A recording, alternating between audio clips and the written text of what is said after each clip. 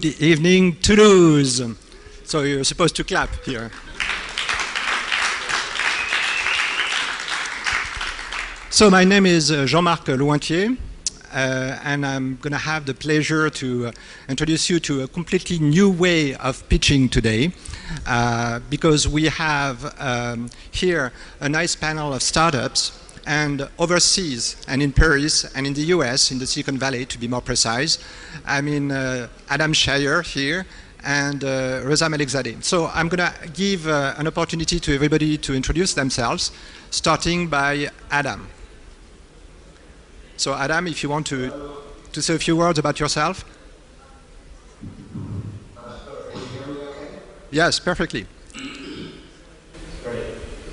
So I'm an entrepreneur. I'm VP engineering at a company called Big Labs. And some of my previous companies, I was the founder of Siri, which sold to Apple, so it's on all of the iPhones.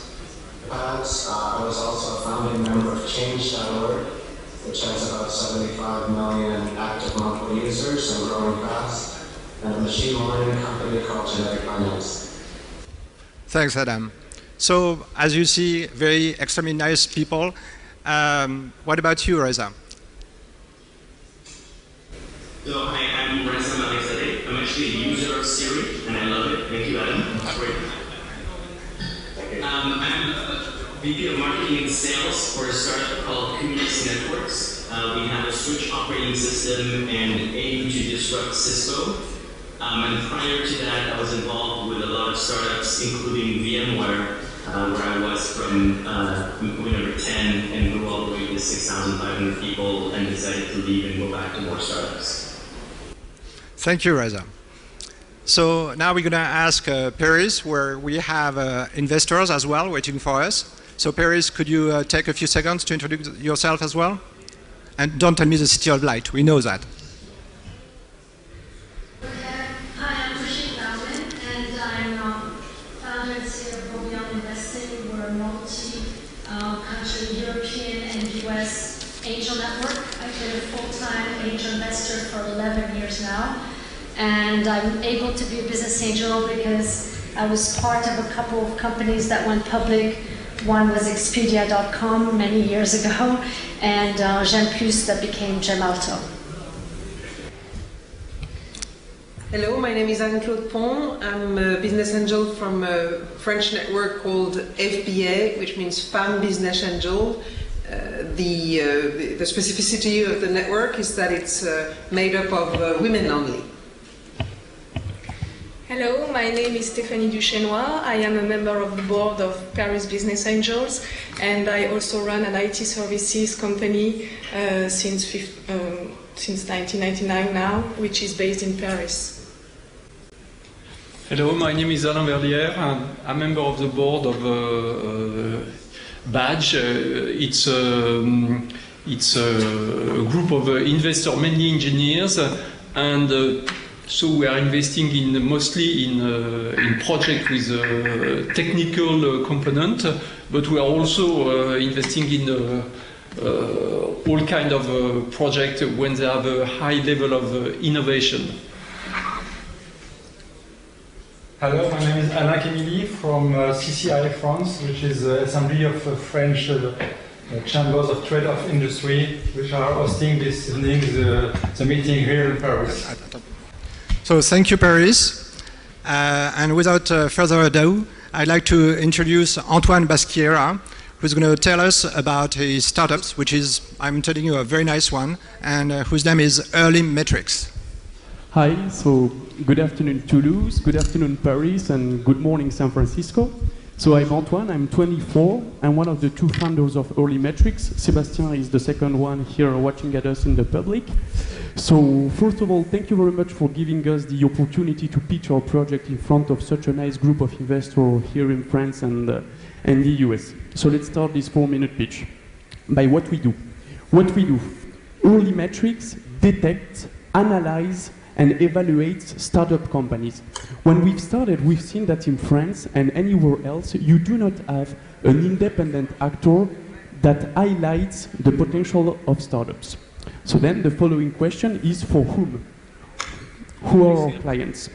When we started, it was just giving some advice to family and friends, investors that wanted to start a deal with company. And then we have seen that our job and our clients were much wider. And at the end, we can say that we provide objective, independent, and high-quality information to reduce the risk of people who want to make decisions around startups. So for investors, for example, it's the decision of an investment. For corporates, like, such as Total or Microelectronics, they ask us, this startup is good to make a new provider, for example. And what we call startup-related company, it's, for example, incubators that want to have an external point of view to say, do we have to help this startup 6 months more, for example? So we reduce the risk by providing information. Then the main question when we pitch early metrics, it's but what kind of evaluation do you provide? It's a financial one, an extra financial one. So a lot of important things. The first thing, it's every one of you knows that if you try to highlight the potential of a startup just by looking financial projection, it's like going into a wall. So what we do, it's a global evaluation when we take into consideration project, market, people, and the review of the financial projection. Then, both my partner and myself, we came from PwC, so we set a huge quality process to assess our evaluation work with a double review. Last but not least, the fact that our revenues team guarantees us the objectivity. The startup is not our client. We work for investors, corporate, that ask us to detect and evaluate. This is a good point for objectivity because we do not have startup that says no. It's a free pitch for investors. Then the competitors. Who else evaluates startup? You have three groups. All the people that have an internal evaluation. They can be VC, they can be startup contest. Then all the internet evaluation. My French startup or startup rocking, but they do not want to sell an evaluation. It's just a tool to develop their internet website. And then us, Early Metrics and Valuato. Valuato, it's our main competitor. It's a Swiss company, but they mainly focus on a financial evaluation and then target the crowdfunding website. Why us? The team. So Sébastien and Antoine, two guys that have strong technical skills. I'm an engineer and Sébastien is a chartered accountant, but with a personality and soft skills that you would not expect from a chartered accountant or an engineer. He loves to sell, and I love to study startups and not trees or biology. Strategy and figures. 3 steps in the next 3 years. We want to prove our model not by raising 10 millions or making a big buzz on internet, but on showing our value proposition to our clients and see if there is a market for what we offer. Then the second thing, it's how to transfer the expertise of an evaluation from the founders to the company in order to increase this valuation. And the big deal will be a good recruitment. And then, last but not least, we want to split our value proposition in small strategic units in order to scale them. So now we have a 3 hours process, and we know that we can cut it to a 1 hour and a half process. For example, the detection. Antoine, process. we're going to have to end your... So just to conclude, what we are asking for today and in the last 6 months, clients, if you are here, it means that you are interested in startup, and if you are interested in startup, it means that you can be one of our clients. Thank you very much for your attention.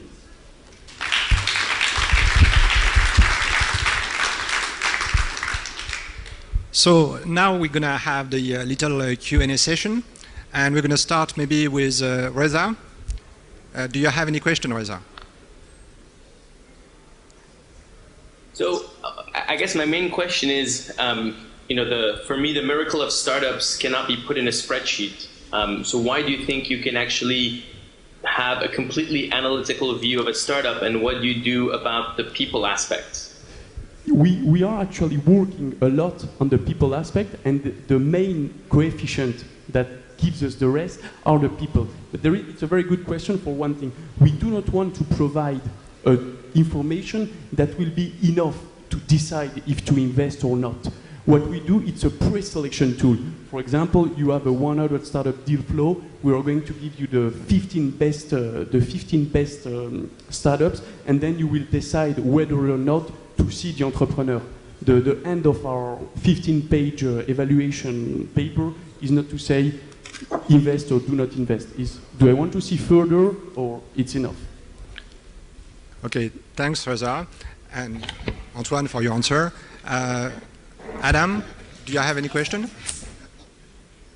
I have two questions. One, the company that I am familiar with a little bit in this space used to be called Startup Genome and is now, I guess, called Compass. I'm curious how you would, if you know them, and how you would compare them. They try to rank startups through revenue, user growth, conversion rate, and they have a really nice feature, which is that startups can then compare themselves to their peers to see how they're doing. So I'm curious on your impressions with Compass or Startup Genome. And then the second question I have is, how do you convince startups to let you get inside and to answer? How do you, what's your pitch to a startup and then do the analysis? So for the first question, it's the relation that we have with the metrics. As Reda said in his previous question, we try to go further in the fact to put figures in front of quality of fault, but then we do not just sell a rate 78 under 100. We go further with a 15 pages analysis. This is for the first question and the difference between the relation to the metric. And then the second question, it's interesting too. One of the main points of early metrics is that we are the friends of the startups. They do not pay. It's like a free presentation. They win a 2-hour interview, which we try to give them plenty of advice, plenty of consideration from investors. So for example, now I've rated a little bit less than 50 startups. One said no, because she's just raised $500,000 like 1 week before the proposal. So we have a pretty good yes rate by it's free, and it will be interesting for you, and an investor will read 15 pages about you. Okay, perfect. So, thank you very much. Now we're going to go to Paris. So, Paris, are you here? There, I'd say. Yeah. Okay, so do you have questions over there? Yeah, I have two quick ones. One, Gust and F-Success are platforms that now have probably each a couple 100,000, if not 500,000 startups, and both of them are now very much moving into the evaluation and then reporting space. So how will you compete with platforms that might not be quite as good but already have a huge community of startups? And two, I don't really understand. So Paris, I'm sorry, I'm going to have to interrupt. We're going to take only one question because we are a little bit kind of short on time. Yeah. So thanks. For the first one, the Gust, they have an objective. It's to rate all the startups. We do not want that. We just want to rate startups that can fit with what our clients want. We detect only the startup that we can put in front of a client, and then the difference of the evaluation is that you cannot ask your own evaluation. I'm going to find you and to evaluate you. You cannot ask anything, because if you do not fit with my client, I don't want to use 2 hours of my time, because I won't be making money if I would do that. Thank you very much, Antoine. So it was Early Metrics and Antoine Basquiria. Thank you very much.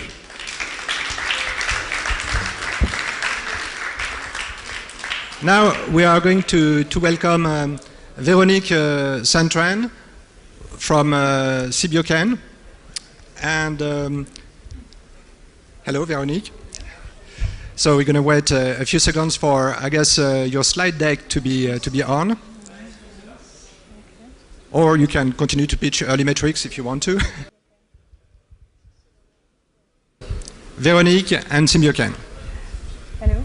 I'm Véronique Santran. I'm the CEO of Sibiocan, and I'm going to present you our innovation kit, which is made for regeneration of the skin. In particular, we have a specific technique for purifying stem cells and preparing the matrix, both into with the same medical device, which need a CE mark.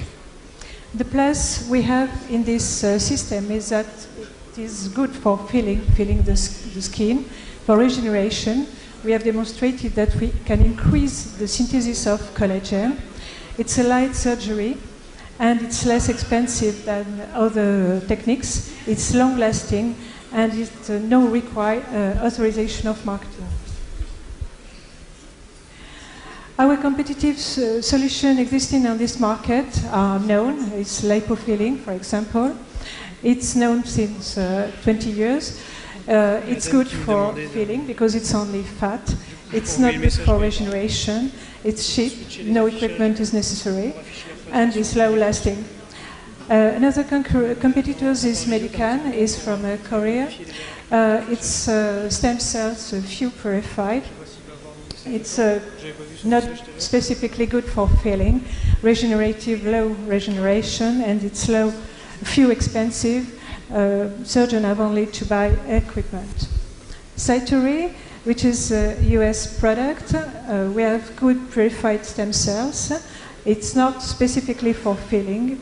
It's good for regeneration, could be good for regeneration, but it's very expensive. The surgeon have to pay consumable and equipment.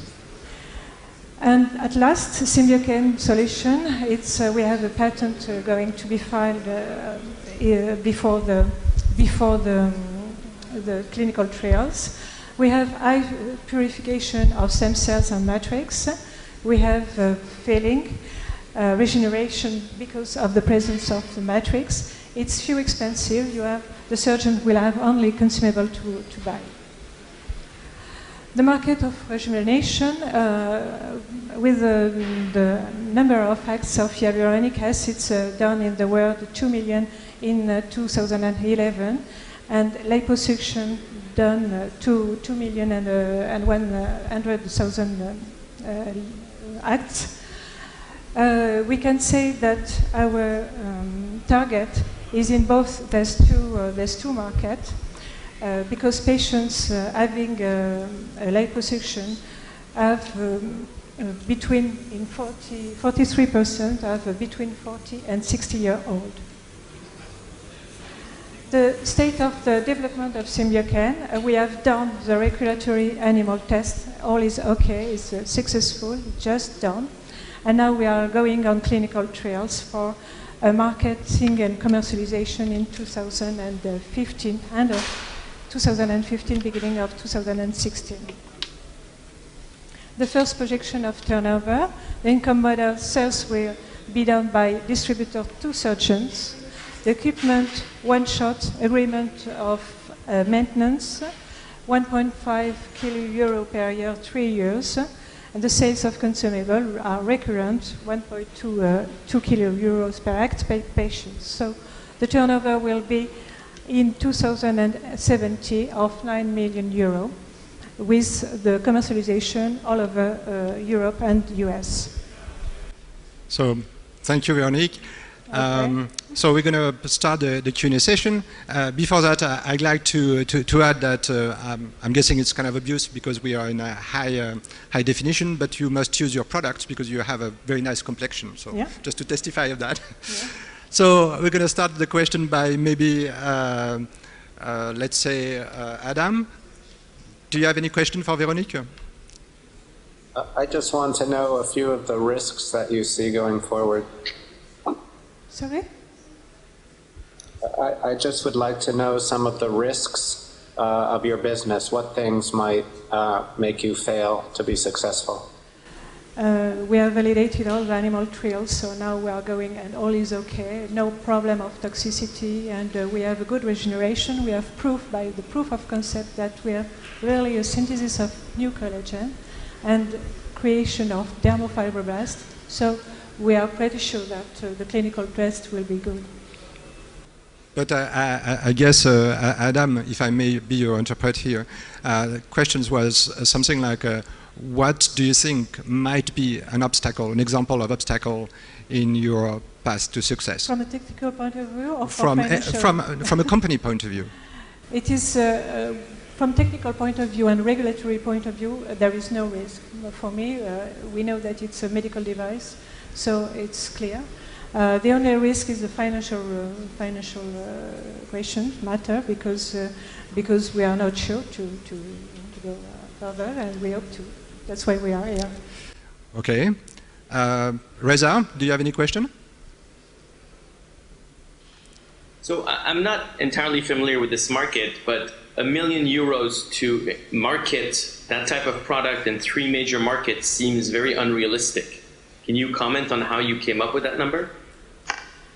We hope to extend very quickly this different market, because we will have the CE mark and FDA mark both at the same time, nearly at the same time. So it is why we can enter into the market quite quickly.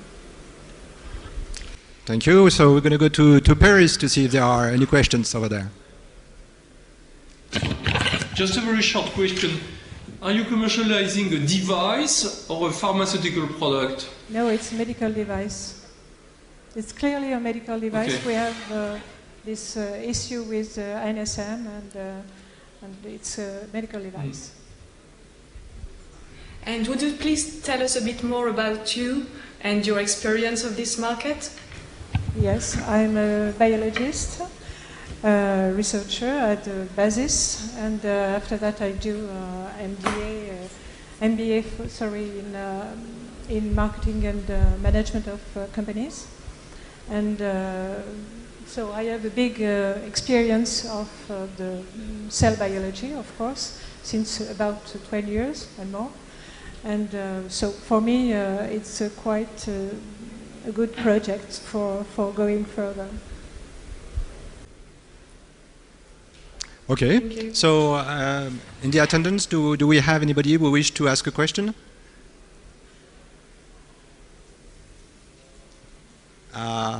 No question?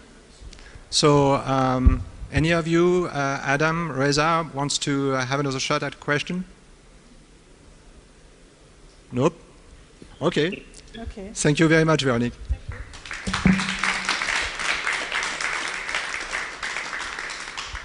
So now we are welcoming Samuel Bourri from Ublim, who's going to tell us about a great project that I'm going to let you discover. Well, maybe take just 2 seconds to close up the presentation. That's it. Your clock is ticking. Thank you very much. So I'm Samuel Bourri, a co-founder of Ublim with Oliver, who is in the room. Thank you very much to be here and to be there. So we speak about augmented reality, but not. Samuel, your mic is too close. Oh, sorry. Ublim is bridging physical and digital worlds just using smart logos. So it connects consumers to brands just by using a mobile in front of the smart logos. And before that, I would just ask you a question. Have you ever seen the Thin Minority Report? Yes, you remember the sequence where Tom Cruise uses his hands to move in front of a virtual wall, movies changing the virtual message. So this is kind of interface. But the truth is not that. The truth is that. The reality is that there is no seamless technology bridging the physical and the digital world. They are barcodes, but they are painful or they are not fast, and image recognition is not scalable. And for that, we are mixing 3D processing technology and logos to invent the smart logos that could be printed on any support, like packaging, to be used in store, and to be used to provide mobile augmented reality experience for coupons, for royalty programs, to get product info, but as well to provide real-time data in front of your brand. So just to introduce you a little bit more, I have just a demo, but no more mic after a while.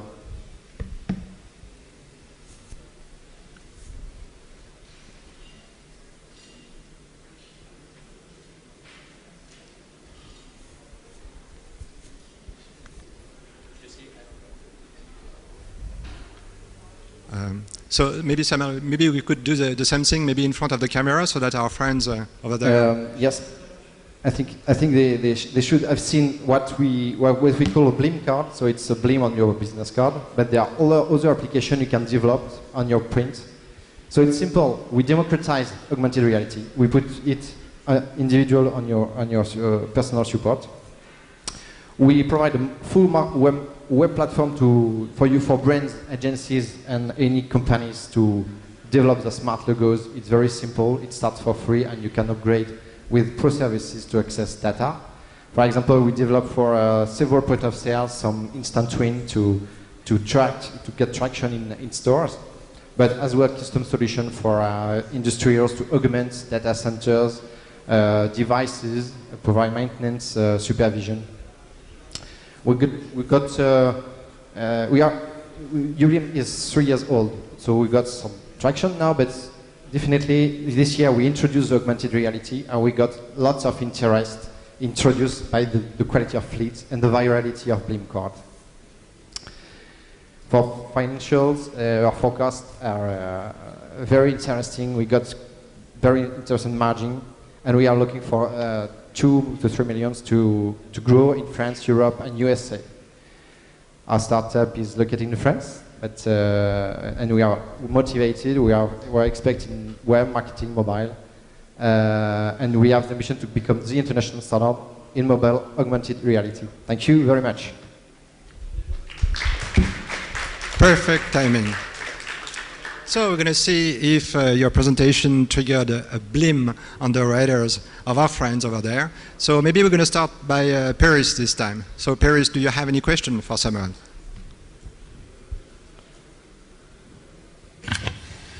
There are a lot of projects with augmented reality. What makes the difference between your project and others? In fact, we have a technology that is fast, light, and very engaging, because you can customize it, use the logo of the brand. For example, if you take image recognition, the difficulty to image recognition is that you have lots of data to inject in your mobile application. And we developed only one application that can provide experience very fast in less than 5 seconds.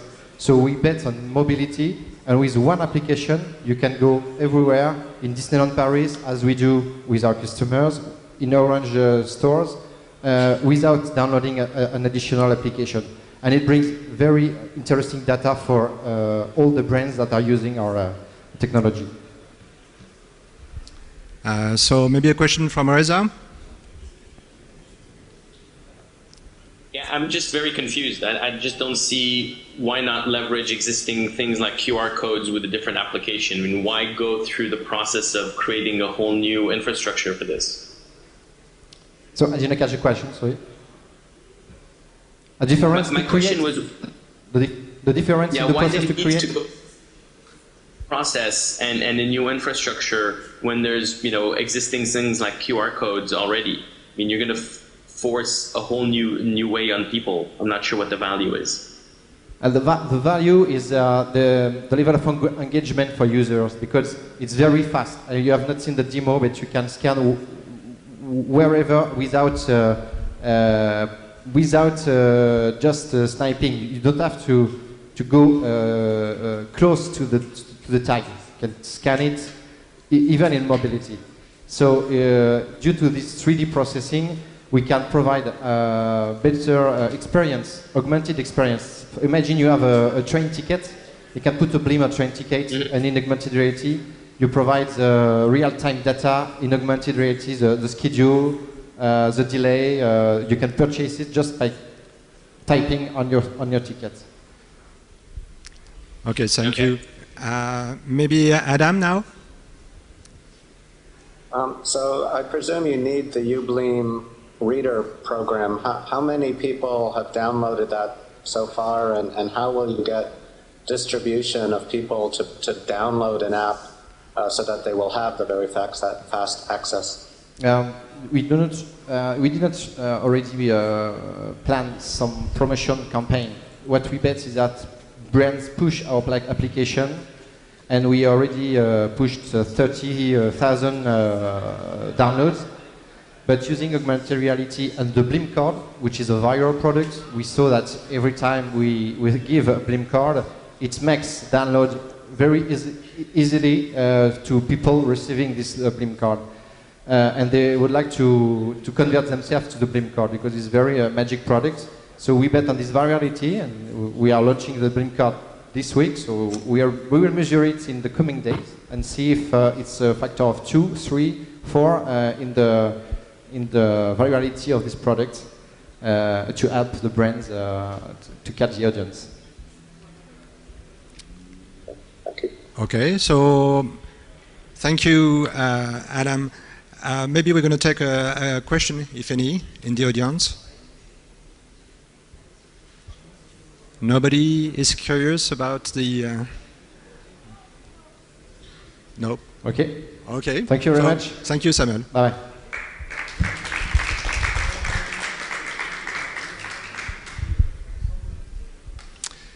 So the next person we're going to welcome here, I'm going to maybe close this thing, is going to be the company Aficam, or Afichem, I don't know how you pronounce it, with Michael Payas. Hello, Michael. Hi. Nice meeting you too. I'm going to let you put together your... yes? So while Michael is kind of setting his presentation, I'd like to take another opportunity to thank first of all the man who made it all responsible, which is Denis Lemaire, which is our General Commissaire here. And maybe we can give him an applause.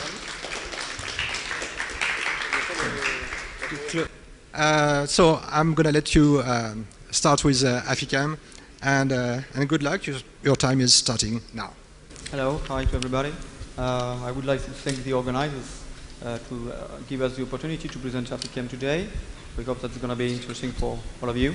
So my name is Michael, I'm the CEO of the company, and I got a PhD in biological chemistry. So let's move on. So the company was founded in 2002, so far ago, as a spin-off of French Institute of Health. It has been growing since then in a transnational environment, close to academics, to companies and physicians in France and in Europe. And it is today owned by physical person only. So the mission of the company is to design, develop and sell actives, which are called androgenins, that have applications in cancer, in hearing loss and dermocosmetics. So the common features of androgenins is that they have cells damaged by a disease or by age, go back to a normal condition or die. According to this, AF122 is able to kill cancer cells, AF243 is able to regenerate auditory neurons, and AF130 and 131 are able to have skin cells induce protective action. We also have a biomarker of breast cancer. I will give you a few things about this today. What I want to stress is that we have a wide protection of these products with 7 patent families which protect the products until 2034. Okay, let's have a look to the different products now. The idea is rather the same for each application. We want to have another option to the physician, to give another option in addition of existing therapies.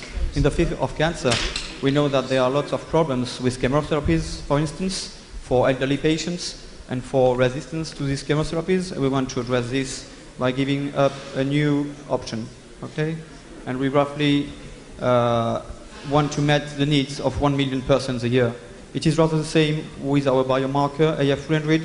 The idea is to help physicians to choose the best treatment for breast cancer, for the 1.4 million persons diagnosed each year with this kind of cancer. We did a copy-paste for hearing loss. The idea is to use our curative approach in addition of existing regenerative or palliative options. And of course, as you can see, the market is huge. And last but not least, the dermocosmetics one. The 2 compounds we develop are able to induce I would say, to increase the natural mechanism of prevention from problems linked to UV or linked to age. And as you can see once more, the market is relevant. Last but not least, what about money? So we're looking for 12 million in 2 stages for the next 2 years to generate around 5,000 million money in the next 20 years. Of course, what I want to stress now is that it is for the 4 projects. Of course, we can have something like financing focused on one project, and of course we can discuss it in more details if you want. Thank you for your attention. Thank you, Michael. Right in time too. So, Adam, since you're on screen, do you have any question for Michael?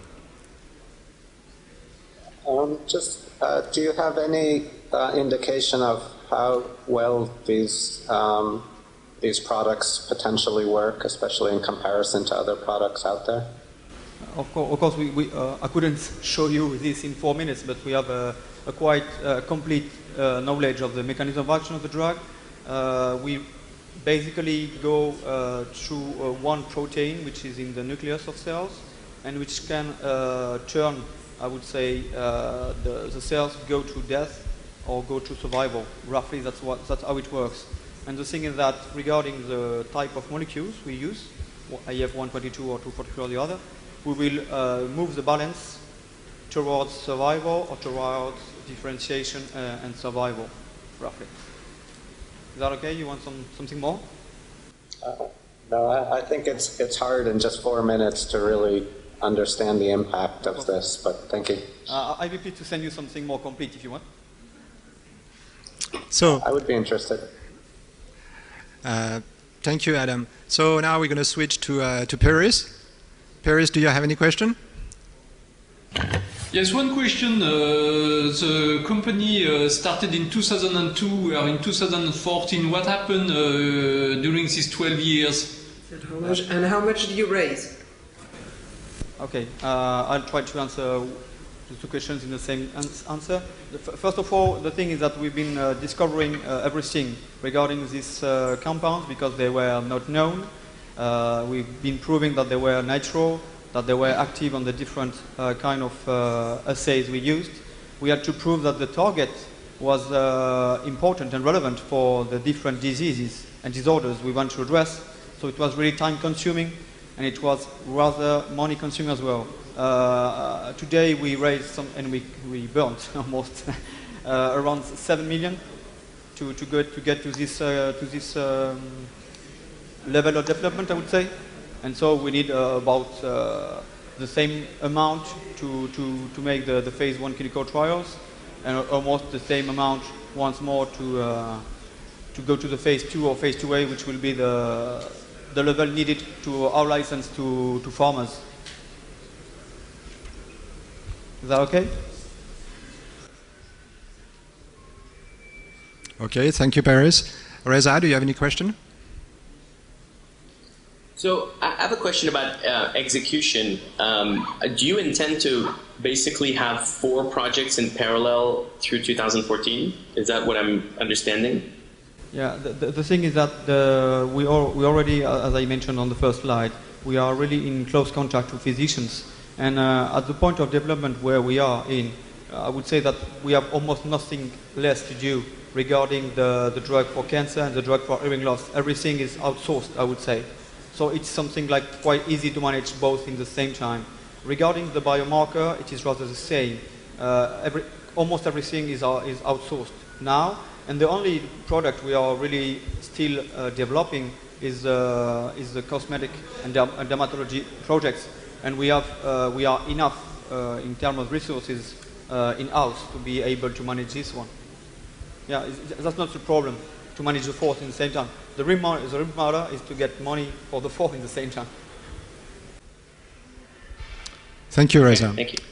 So we're going to ask the audience if you have a question. So I'm afraid that maybe you're kind of shy to ask a question in English. So if you want to ask a question in French, that's fine. I'll translate.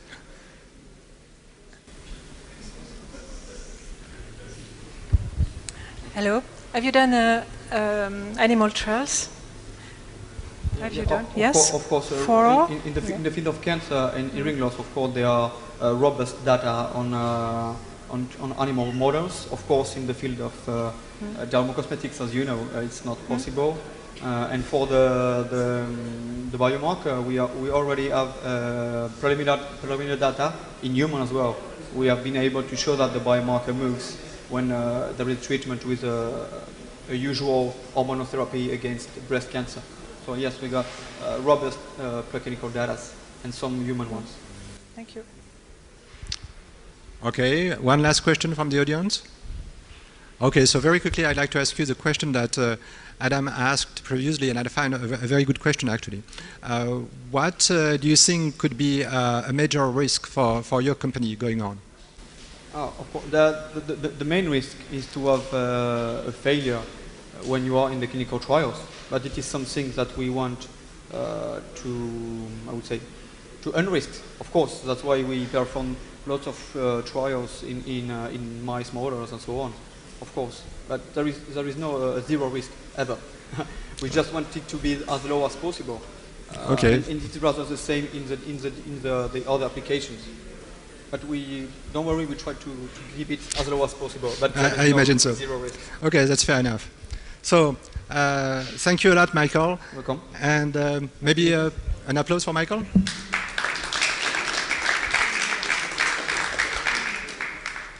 Now we're going to introduce David Caribbean from City Mirror. So I guess he's going to talk about cats. No, maybe not. And so I guess I'm not experienced enough in those things to have a crack joke every time there is some kind of a void to fill up. So here we are with City Mirror. So your time starts now. Yes, thank you. Hi, my name is David, and I'm the CEO of Citimeo. Citimeo began when we noticed a problem. There were screens everywhere, in big companies, in tourism offices, in schools, in stores, in shops, screens everywhere. But most often, they are switched off. What is the problem here?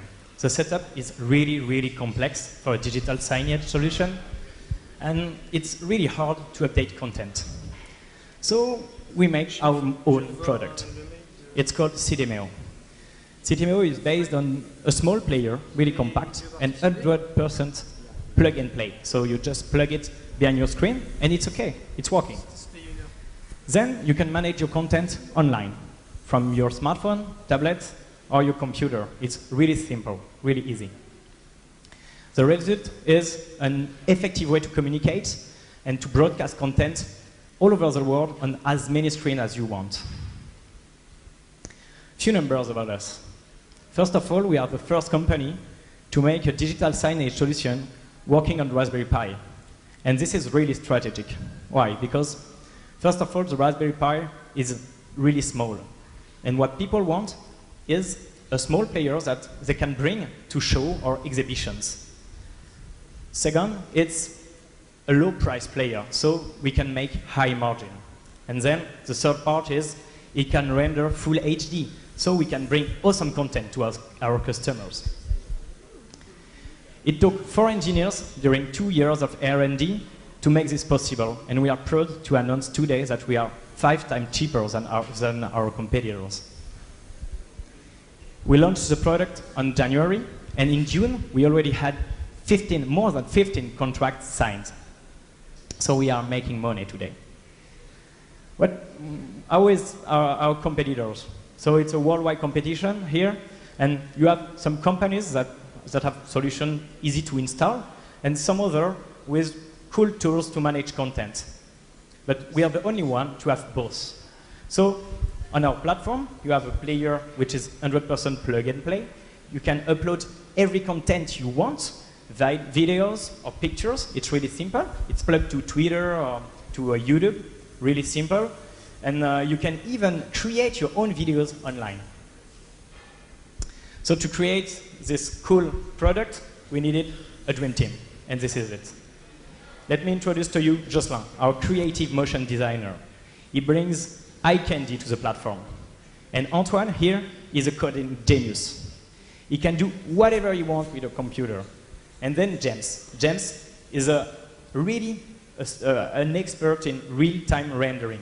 So this team is going to the market right now. And for the first part, we did just direct sales. But we need more. We want more. So we will sign partnerships. We already signed 2 partnerships, and we'll sign more next year. And to bring it to the next level, we will go to retailers, and the projection is 3 million in 2016 to be the European leader the year after. We are raising 800K for 18 months of runway, 2,000 screens plug in France, but 3 other countries launch. So we are searching for partners right now. So if you are concerned, please contact me. We are Sélection, and we make digital signage simple. Thank you. Thank you, David.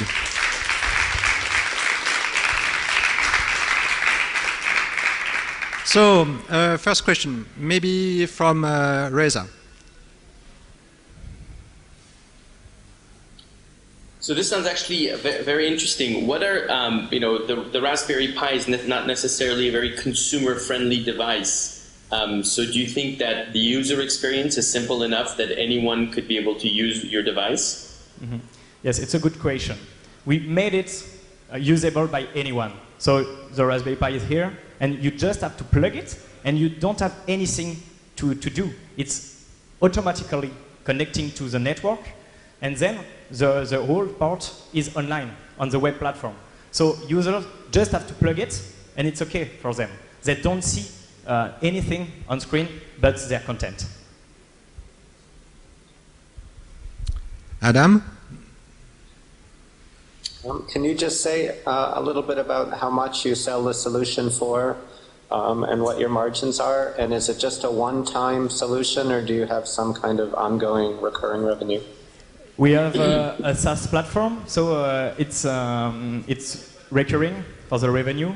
And it's about 500 euros for one player, and the whole solution for 1 year. So every year we continue to earn to gain money.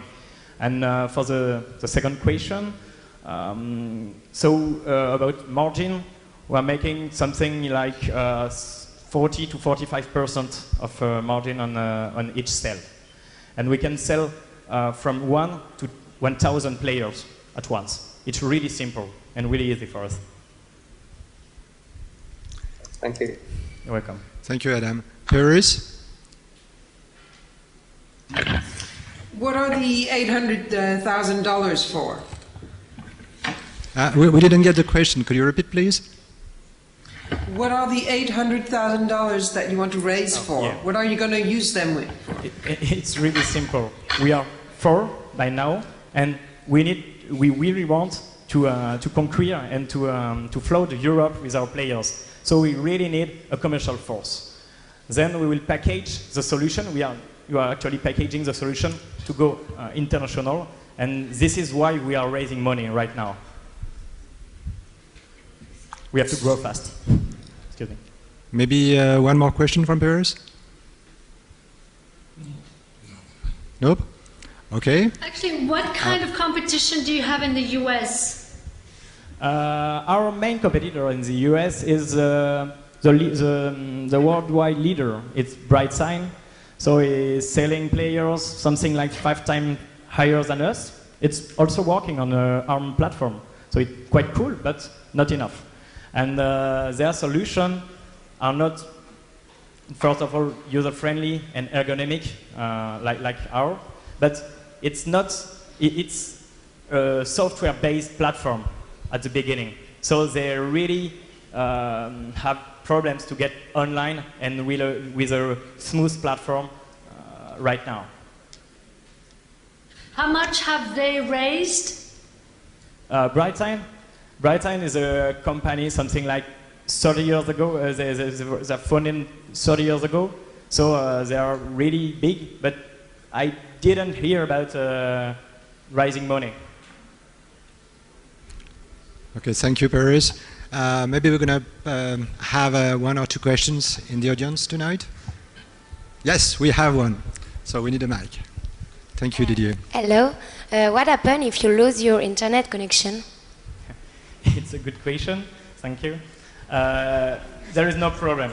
There is no need of connection when everything, nothing is streamed.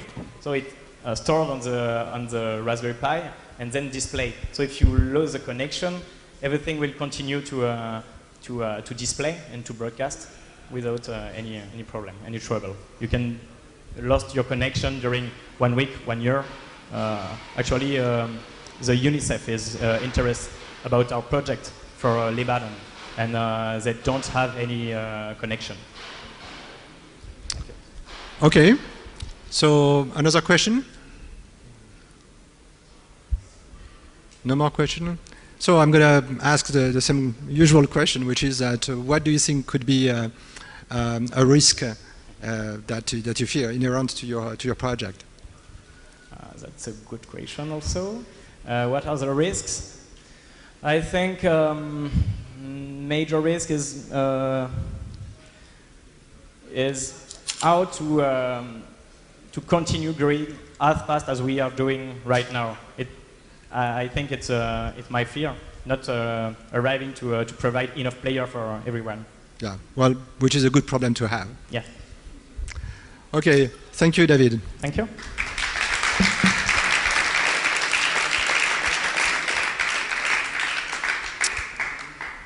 So now we are going to welcome our second Antoine Tuillier from Sistrea. Hey, Antoine. Thank you. So maybe you want to, to get up your slide deck. Ooh, risqué. So, well, since we have 2 seconds, what could I do? I could talk about my own company, by the way. So I'm going to take advantage of that. It's named Archimedox, and it's a very nice company in the area of, I would say, computer science and medicine. So if you want to look it up on the internet, it's archimedox.com. But now we have something much more interesting to look at, which is Cirtea. So Antoine, I leave you the mic, and you have 6 minutes. Okay, thank you very much, and thanks for giving me the opportunity to present Cirtea to you. So Cirtea is a very young company dedicated to the development of innovative services for building renovation, and I am very happy to present you our innovation today. So first of all, I would like to tell you about a personal true story.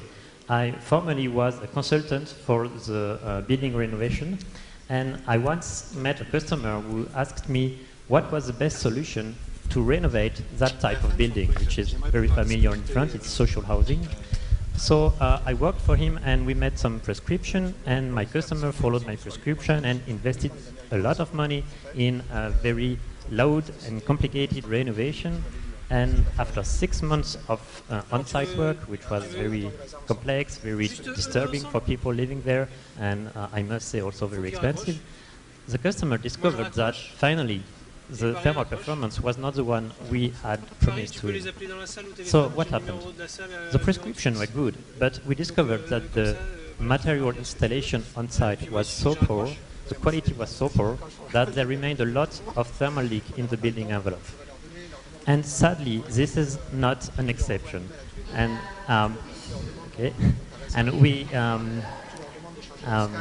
French newspaper recently published an article entitled "The Low Energy Renovated Building Don't Keep Their Promises." So everybody knows that building and construction is not very familiar with high quality standard. But when you think that building improvement market worldwide is more than 2 times bigger than civil aircraft market, we can wonder why customers on such a huge market still accept so low quality. We at Cirtea think it is time for a change in paradigm for this building renovation market.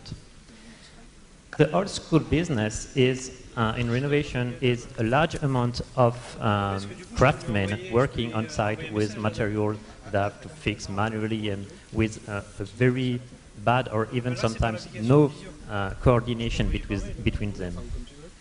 The new generation we propose is a customer that can decide what he really wants for his building to be renovated, and that could find an industrial company that would prepare and prefabricate industrial kits to be installed on-site by a single contractor on a very rapid, clean, and efficient on-site work. This can be done today with existing industrial solution, but what is missing is an efficient medium for those people to communicate, for the customer to explain to the industrial what he really wants, and for the industrial to take the requirement of the customer to develop the prefabricated solution. So this is where Theatia stands and where we bring our added value. We have developed a web platform with a building information modeling system that enable to make these people communicate. The first thing we do is propose the building owners to realize the 3D modeling of their existing building to be renovated.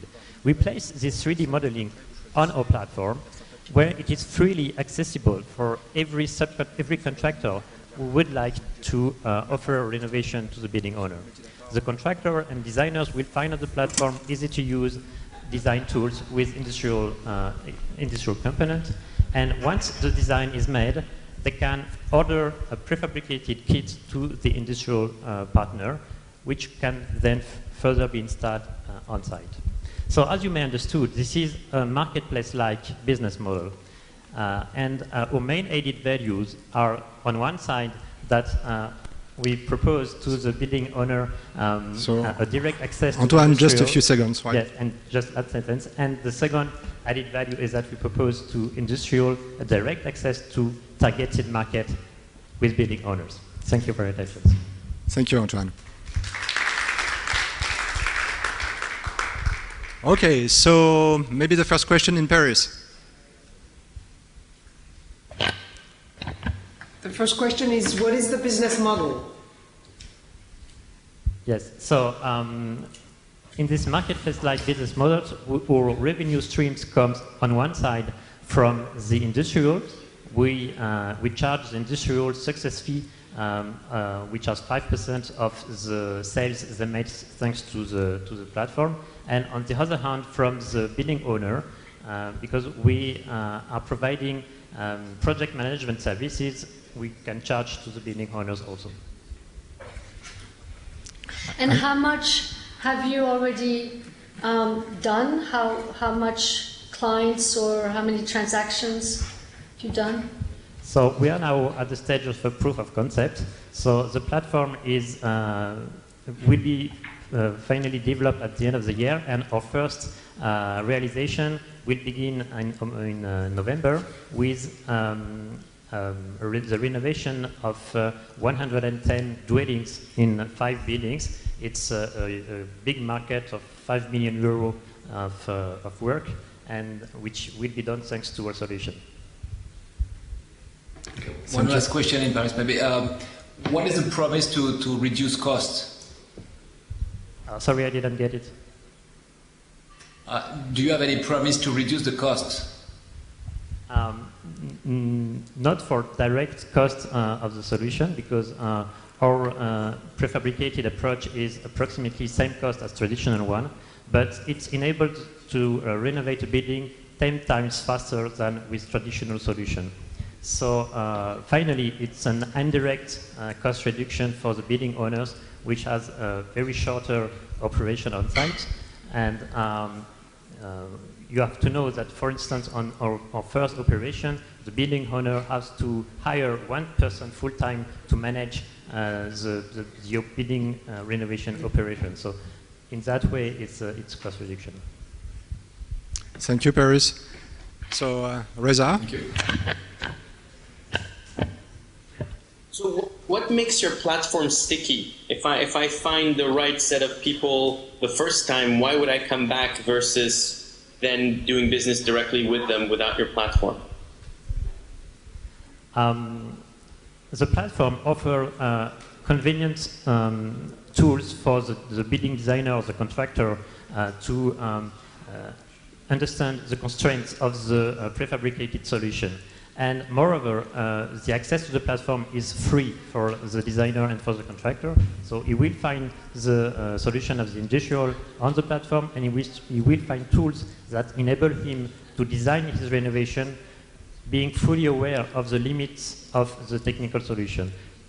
So it's a solution that will enable him to avoid making mistakes, and it's free for him. Thanks. Okay. So, Adam?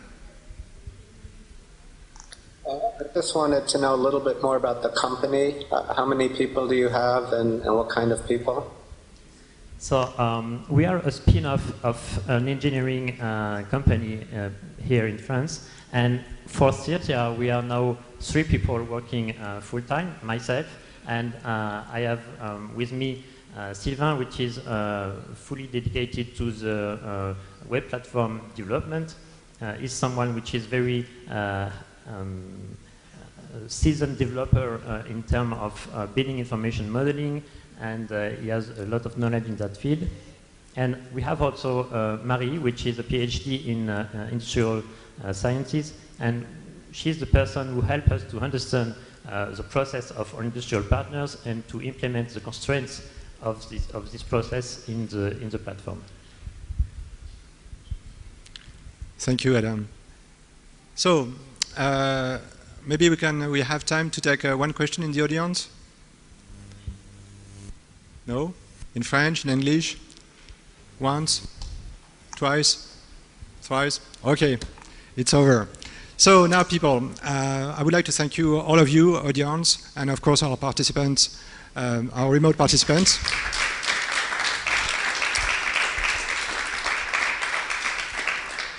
Now we are going to be a little bit more goal-oriented.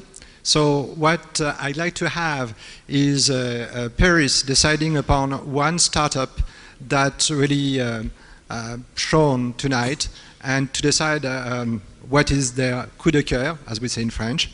And I'd like you, Reza and Adam, to do the same and to nominate one of the startups that has been your coup de cœur. I know it's difficult because you're an even number, so if you come up with 2 startups, I guess I'll decide which one I prefer between those 2 startups. So you must have your coordinates. I'll let you for a little while, and I'll get back to you in about, well, 4 minutes, 4 to 5 minutes.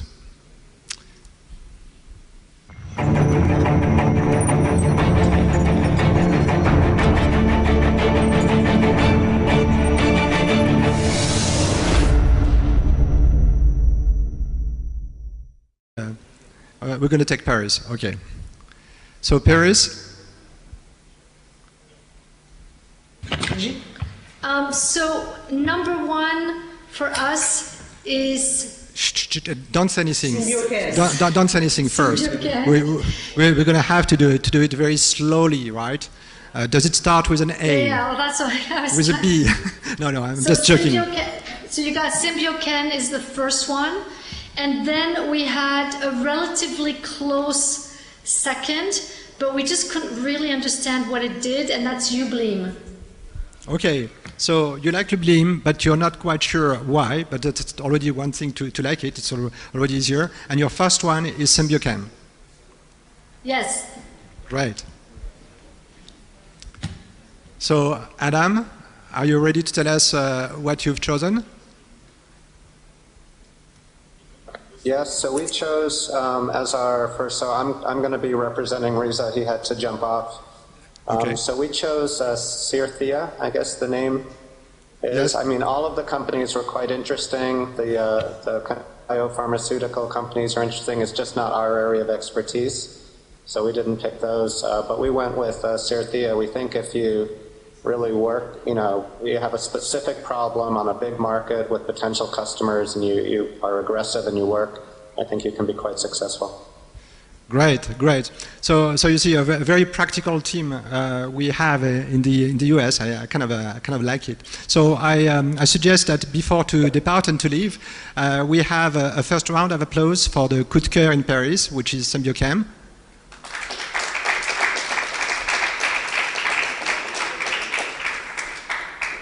and another one for the coup de cœur in the Silicon Valley, which is Sister.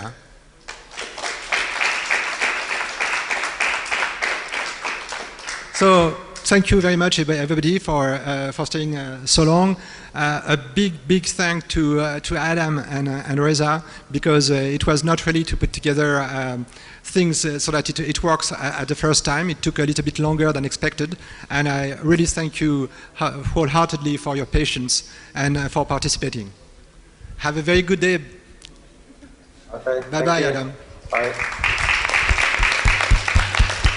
So now I'm going to give the mic for I guess for the end of the session to our General Commissaire, Denis Lemeur. Yes, I'm going to be just in a few words. D'ailleurs, je crois que ça va être en français puisque nos amis américains nous ont non pas lâchés, mais ont été présents avec nous. Je suis vraiment très fier de ce que nous avons réussi à faire ce soir. Un grand coup de chapeau à deux personnes que j'ai rencontrées à Paris, Didier Chambard et à Jean-Marc, qui m'avaient challengé sur justement l'intérêt de faire le salon ICS avec quelque chose d'assez exceptionnel, avec justement une liaison avec les États-Unis, avec l'Angleterre, enfin, etc. Bon, avec l'Angleterre, il y a eu des discussions et bon, ça n'a pas marché, mais c'est une première.